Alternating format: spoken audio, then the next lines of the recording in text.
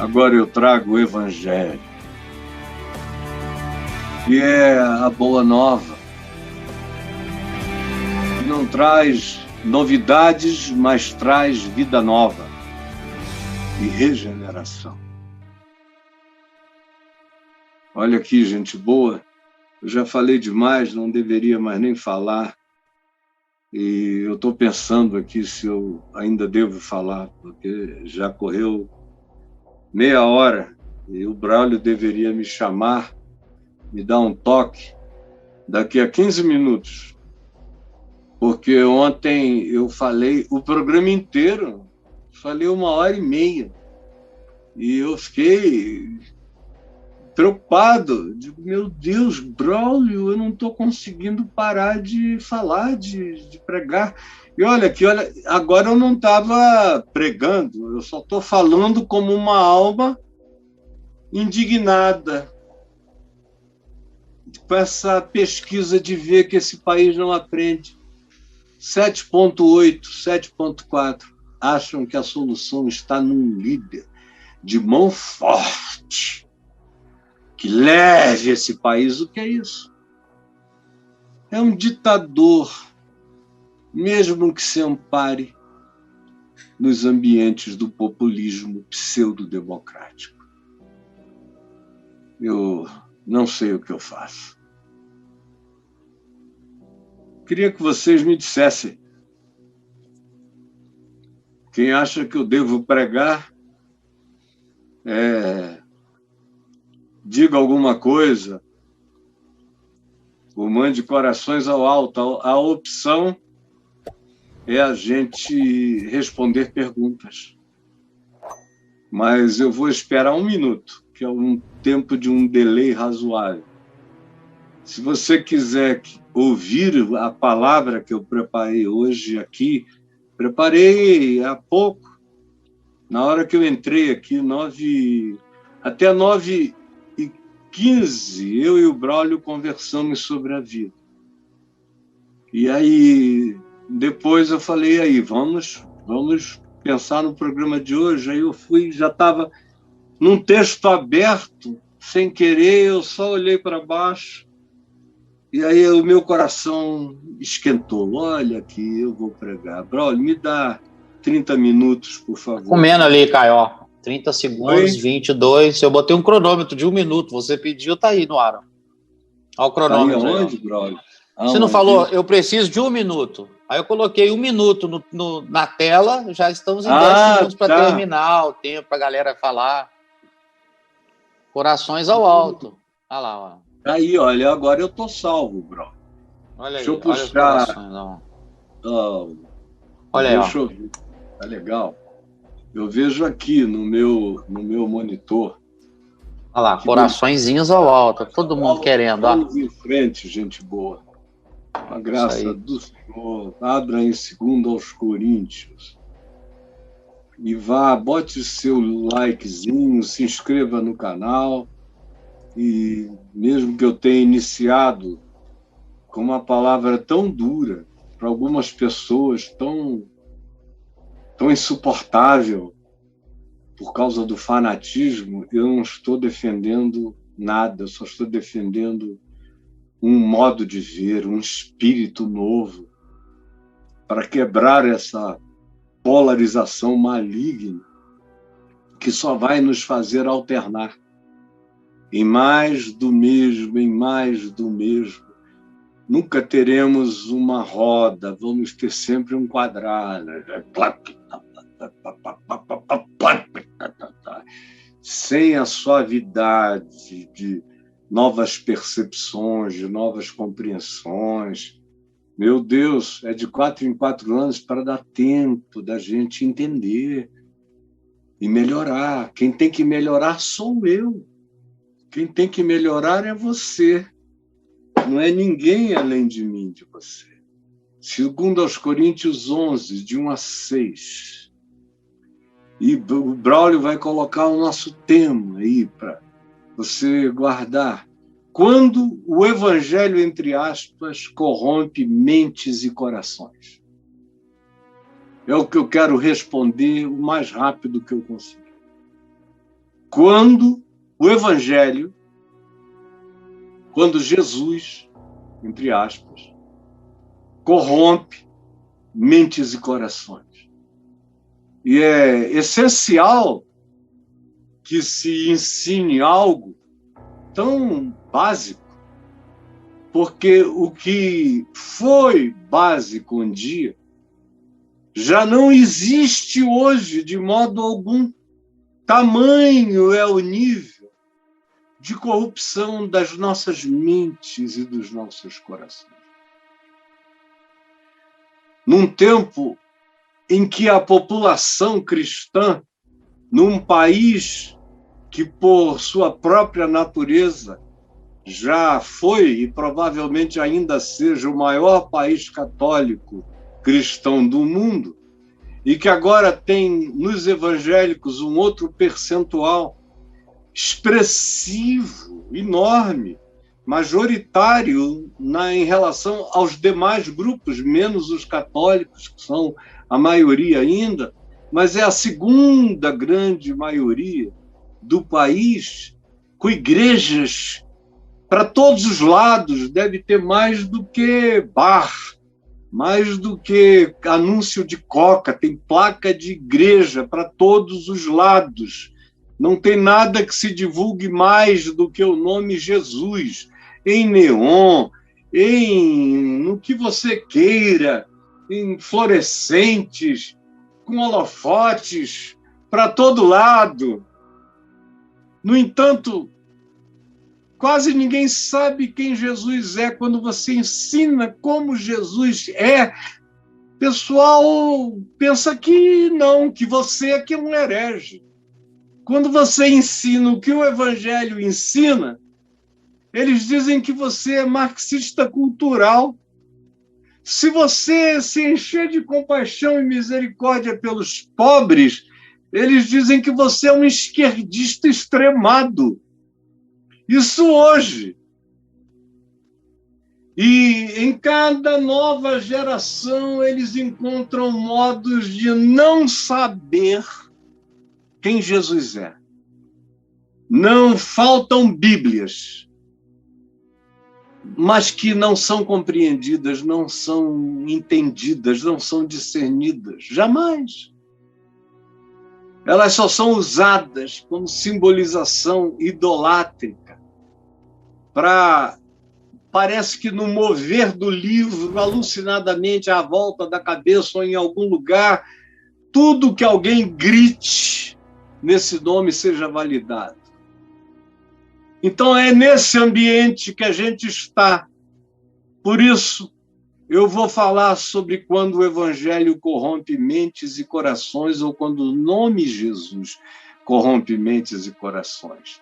É o que Paulo diz, eu poderia, além do que Paulo diz aqui, à luz de muitas outras coisas, acrescentar um infinito número de vetores que podem ser colocados dentro desse pseudo-evangelho, desse evangelho entre aspas, e como eles fazem mal, como adoecem a mente, o pensamento, a compreensão, o comportamento, a vida, como produzem neuróticos, paranoicos, gente infeliz, gente culpada, gente que passa pela terra dizendo: ai, Jesus, não, Jesus, oh, Deus, não, Deus, ai, ai, ai, é o diabo. Eu não sei como vocês conseguem. É difícil demais, insuportável. No entanto, são pessoas que é Jesus em tudo, é Deus em tudo, é diabo em tudo, é igreja em tudo. A vida é essa, mas o fruto é doente. O fruto é insanidade, o fruto é internação, internamento em lugares de cuidados mentais, porque a pessoa surtou. É pastor surtando, mulher de pastor surtando.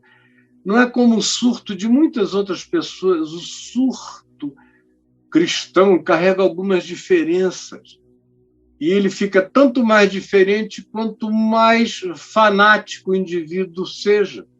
Como era no caso aqui dessa igreja de Corinto, que era uma igreja muito doida. Eu não tenho tempo aqui para descrever 15 a 20 das piores práticas desse povo, da igreja, dessa cidade de Corinto, porque era um povo muito malucão mesmo. E é com esse povo que Paulo lida, e não tem grupo em relação ao qual ele sofra mais. Parece um grupo evangélico brasileiro, pentecostal, e na primeira epístola especialmente, mas na segunda epístola parece muito com membros de igrejas históricas. Na segunda epístola, um povo que joga o pastor fora. Nas igrejas pentecostais é o pastor que é dono da igreja, nas igrejas históricas é o povo que é dono do pastor. Então, em 1 aos Coríntios, é uma relação de Paulo com os coríntios, com a igreja dos coríntios na dimensão pentecostal dela. Aqui, ele já é tratado, depois de um tempo, como um cara que perdeu o lugar. A igreja diz, a gente não sabe, vamos ver, tá bom, pastor? Vamos ver aqui, se a gente quer que o senhor volte ou não, mesmo que o senhor tenha nos fundado, simplificando extremamente a história.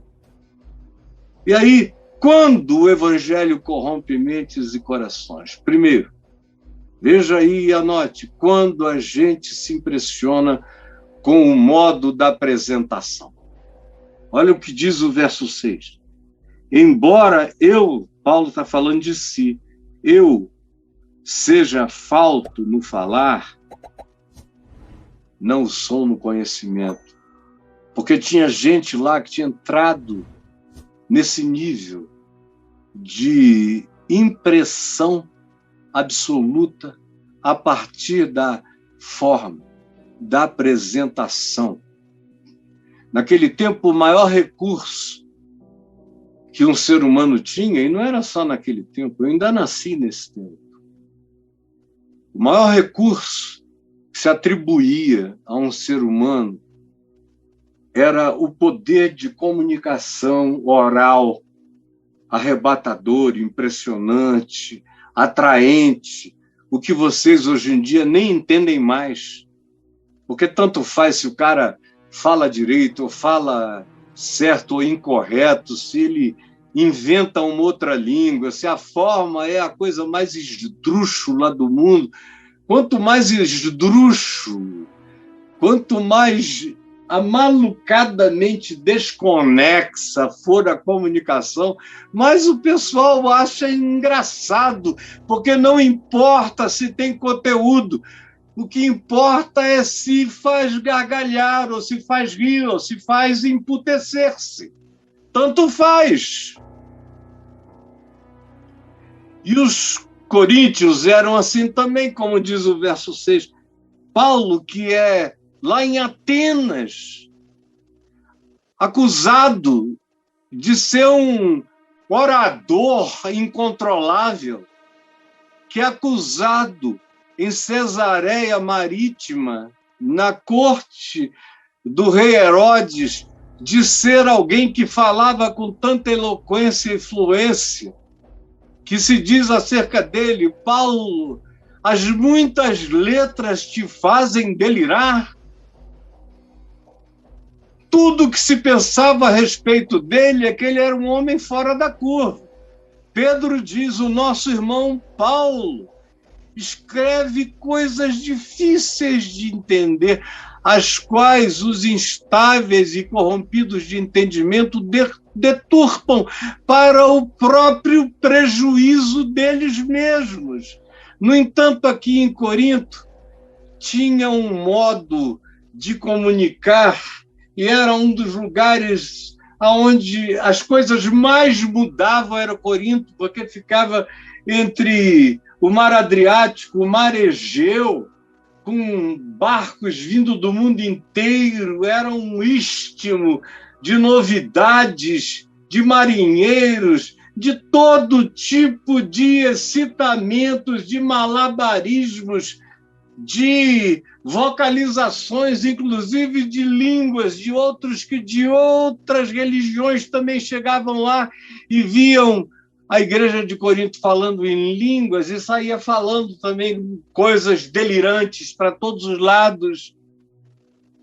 E agora, na ausência de Paulo, chega uma quantidade enorme de gente com invenções, até com um modo de falar diferente, com um teatro vocal, oral, de comunicação.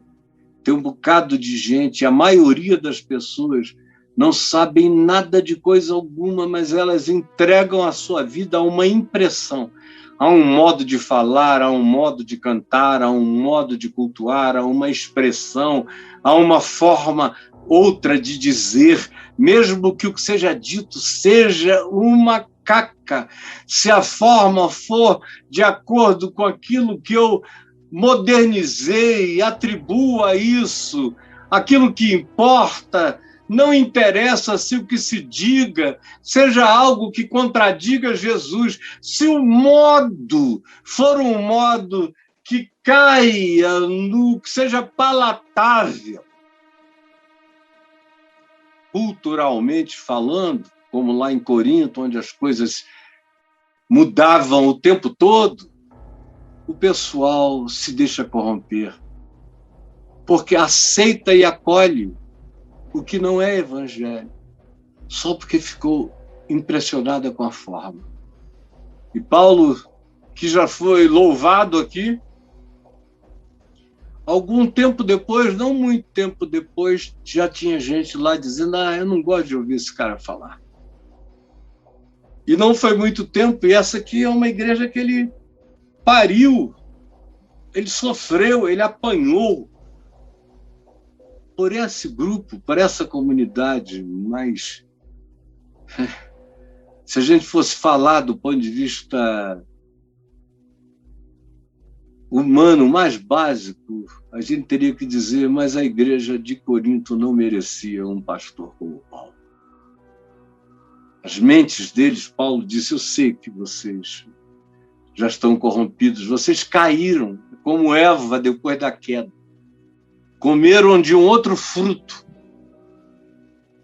Segunda coisa, veja aí. Quando a gente não presta atenção no verdadeiro conhecimento. É o que está dito por Paulo nos versos 5 e 6. Porque suponho que eu em nada tenha sido inferior a esses supostos apóstolos aos quais vocês louvam agora, que dizem que gostam do jeitão deles. Embora vocês digam que eu seja falto no falar, eu não vou nem levar isso em consideração, porque eu não estou aqui para brigar por forma e modo. Mas eu sei que eu não sou inferior a nenhum deles no conhecimento genuíno de Cristo Jesus e no significado do Evangelho, que gerou vocês em Cristo, mas vocês estão fugindo da mudança e da transformação. Não sou no conhecimento. A gente corrompe a mente e o coração com a maior rapidez e facilidade em pouco tempo, quando a gente não presta atenção no verdadeiro entendimento. Conhecimento aqui é conteúdo, no verdadeiro conteúdo, no verdadeiro ensino, no significado do que é evangelho. Não é para qualquer um chegar e, em nome de Jesus, falar o que quiser, gritar como quiser, prometer o que desejar. E aí você vai corromper a sua mente, suas emoções, seu coração. Você vai crer na mentira que Jesus nunca prometeu. Em terceiro lugar, anote rapidamente aí para a gente ir adiante. A gente corrompe mente e coração quando a gente pensa que o nome Jesus, entre aspas, valida o ensino e a prática. Não.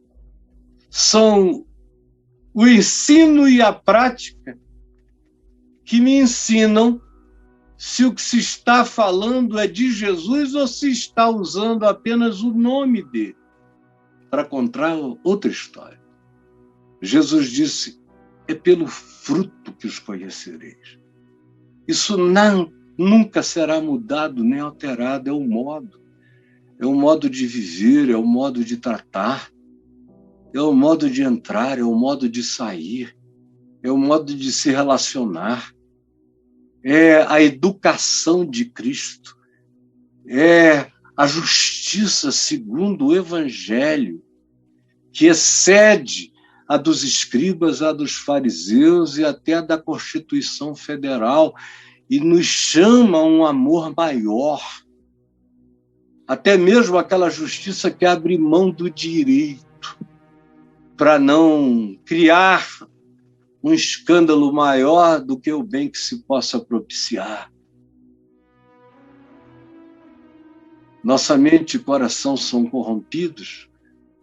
Anote isso quando a gente pensa que o nome Jesus é que é a chave do milagre, não é. Nome Jesus, cara, pode ser nome de qualquer um. Jesus não é um nome, Jesus é uma pessoa, é um caráter, é um modo de ser, é um modo de ver, é um modo de tratar, é um modo de se relacionar, é uma agenda bem definida, é o modo de valorizar, de exaltar os humildes, de não se vender por qualquer pretexto de soberba, poder ou autoridade. É ser obediente até a morte ao Pai, ao verdadeiro Evangelho. O verdadeiro Evangelho é Jesus, e é o que eu vou falar a seguir. Quando é que a gente pode corromper mente e coração? Veja aí, em quarto lugar. Quando a gente não tem sensibilidade espiritual, como diz o verso 4, se na verdade vindo alguém prega outro Jesus, como a gente já viu, Jesus como um nome só, outro Jesus, outro conteúdo, outro ensino, outro modo de ser, um Jesus que não temos pregado. Eu olho para você aqui e digo o seguinte, você está olhando para um homem todo cheio de imperfeições e que já cometeu um pecado escandaloso na história da Igreja Evangélica do Brasil, mas nem o diabo, nem os meus inimigos, aqueles que não gostam de mim ou que querem me ver desaparecido para sempre, porque a minha pregação faz mal ao que eles ensinam, nem no inferno, nem sobre a terra, nem entre os anjos tem nenhum deles que diga que o nome de Jesus foi diminuído na minha boca, ou que o evangelho ensinado foi outro, senão o mesmo que Paulo ensinou, que Jesus ensinou, o evangelho que faz tudo atravessar através de Jesus. Agora, o verso 4b nos fala daqueles que aceitam espírito diferente daquele que foi ministrado, porque não é só uma palavra. Jesus é o Evangelho. Eu sei o Evangelho olhando Jesus viver, olhando o que Jesus ensinou e olhando Jesus praticar o Evangelho nas suas relações humanas e sociais mais amplas. Eu aprendo o Evangelho e eu aprendo a interpretá-lo. Agora, eu também tenho que aprender o Espírito de Cristo. O Espírito de Cristo.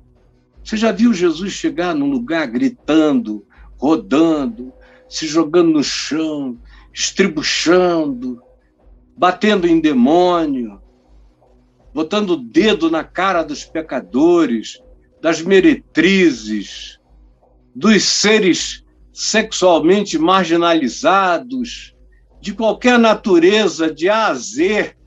Você viu isso? Onde? Quando?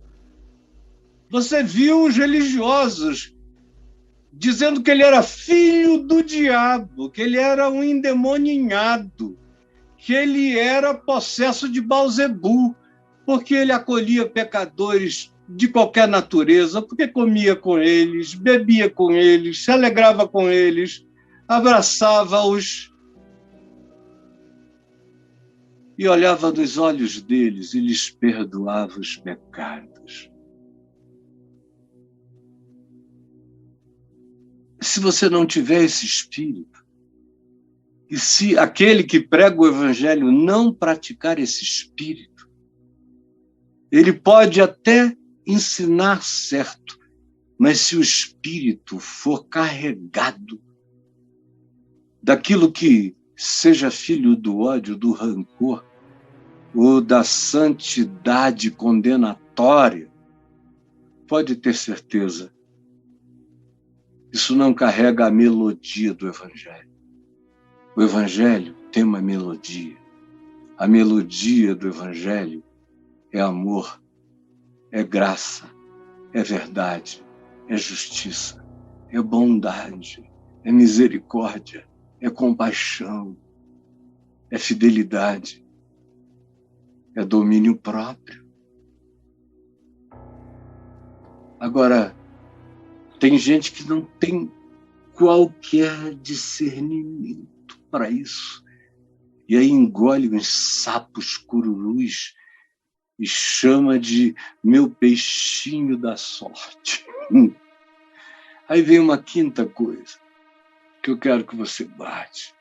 Guarde aí, meu querido, minha querida. Quando a gente corrompe a mente e o coração, quando não discernimos o evangelho como Jesus e Jesus como evangelho, que é o que eu venho dizendo, de certa forma, desde sempre. E é o que eu repito aqui no capítulo 4, na parte C do versículo, quando diz, ou evangelho diferente que não tendes abraçado. A essas pessoas que ensinam um evangelho, que eles dizem que é um novo evangelho, fruto de um novo mover, de uma nova revelação do Espírito, a esses vocês recebem. Mas quem chega e prega o evangelho, que é conforme Jesus, e prega Jesus, que é conforme o evangelho, e que ensina que eu só sei e aprendo o evangelho vendo a vida e a prática e o ensino e a interpretação do evangelho e ensino de Jesus. Ou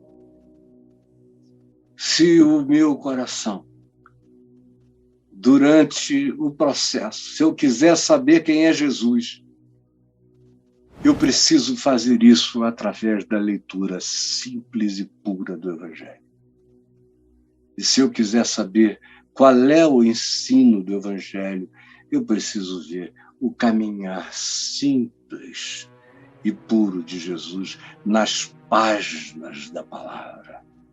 E aí, em sexto lugar, leia comigo e guarde no coração, a gente pode corromper mente e coração, mesmo achando que está aprendendo sobre Jesus, quando as nossas mentes são corrompidas pela astúcia. Astúcia.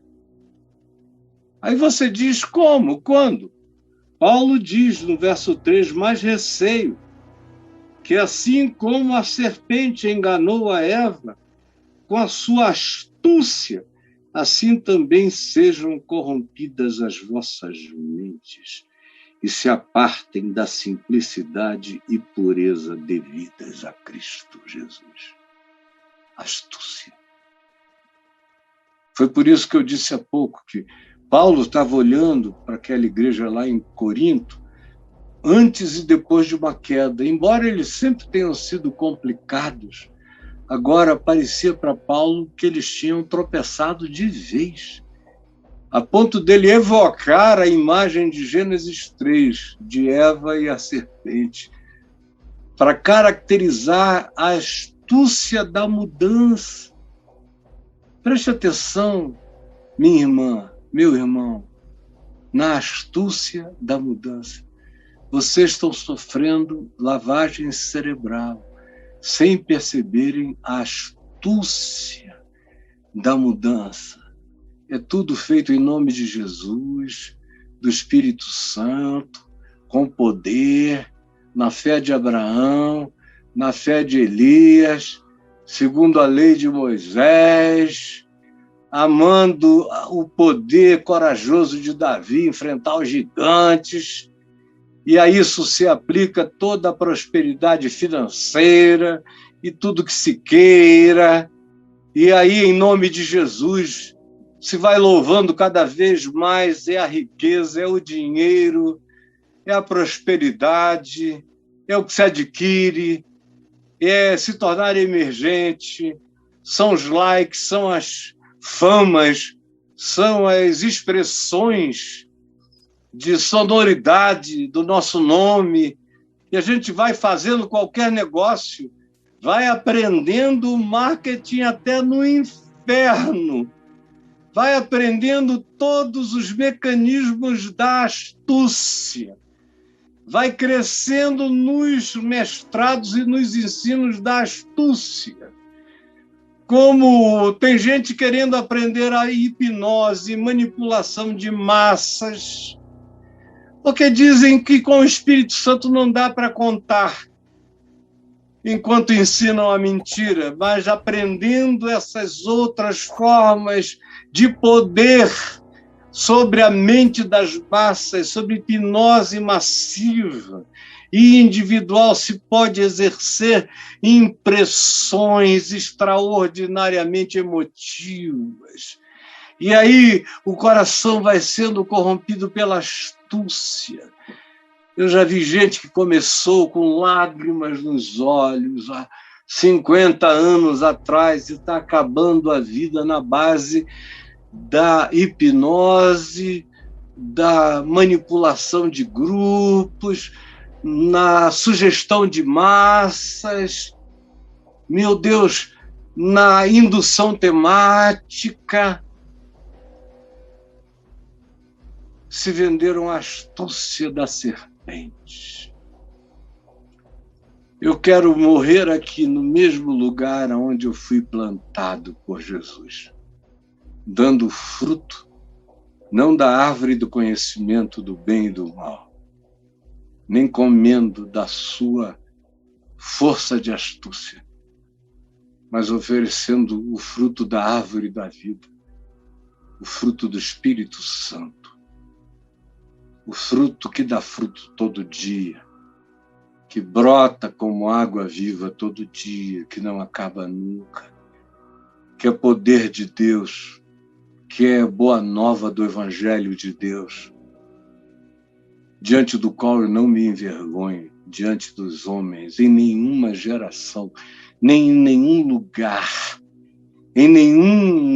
de potestade política ou espiritual, ou religiosa, você não vai me encontrar dizendo nada que eu não diga a todos vocês todos os dias e concluindo com a mesma conclusão com a qual eu concluo a vocês todos os dias da minha existência até o fim.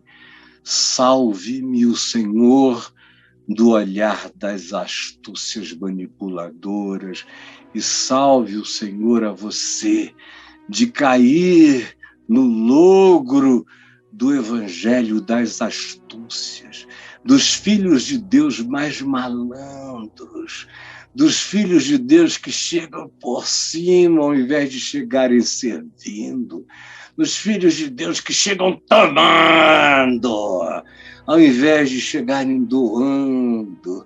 Que o Senhor te salve de ser um desses filhos de Deus que Jesus chamou em João 8 de filhos do diabo.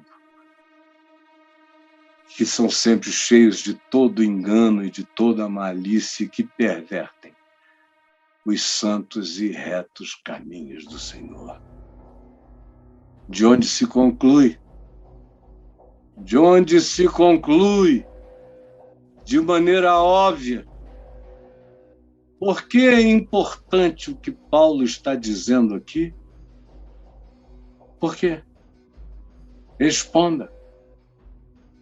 Ele diz, porque zelo por vós, com zelo de Deus.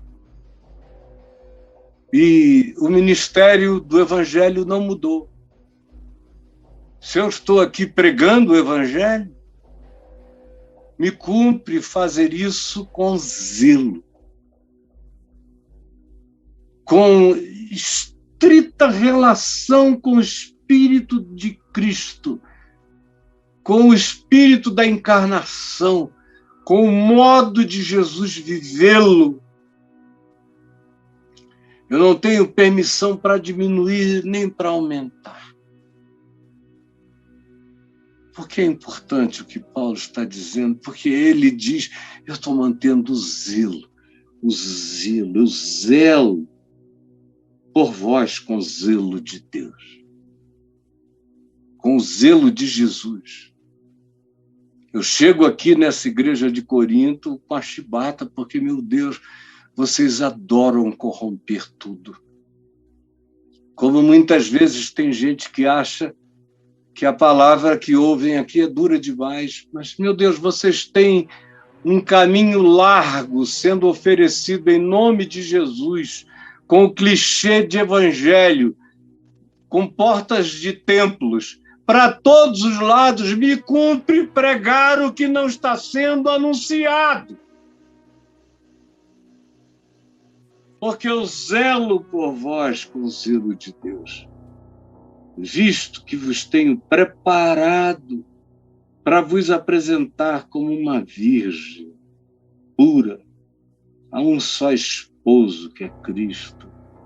É aquela vontade de produzir revirginamento, de que o nosso coração seja revirginado, salvo da malícia, do engano, da maldade, da astúcia, do malogro, da sedução, do poder da manipulação, da tentação de usar essas coisas todas para possuir pessoas como se fossem um rebanho de coisas. Por quê? Por que eu estou dizendo isso? Você está me perguntando? Porque eu sei. Eu não sei quem mais, mas eu estou tratando isso como coisa pessoal. Eu sei que eu, Caio, serei demandado por aquilo que eu sei do Evangelho, que eu conheço de Jesus, que eu provo de Jesus, que eu experimento de Jesus. Eu conheço Jesus o bastante para não ter condição de voltar atrás. Não tem mais retroação. Daqui, já que a gente está no meio de uma Olimpíada, eu só passo o bastão morto para quem quiser continuar pregando a mesma palavra da vida, mas enquanto eu tiver força para correr, eu correrei e eu vou combater o bom combate, vou completar a carreira e vou guardar intacta a graça dessa fé, porque eu zelo por todos os que queiram me ouvir com o zelo de Deus, segundo Jesus, conforme o Evangelho. Eu te peço, Jesus, que tu explodas o poder do Evangelho e do conhecimento de Jesus pela absorção da palavra. Que Jesus entre e que lave a nossa mente, que nos desinfete, que nos imunize contra toda astúcia, engano e mentira dessa hora e desse tempo. É o que eu te peço, em teu nome, Jesus. Amém e amém.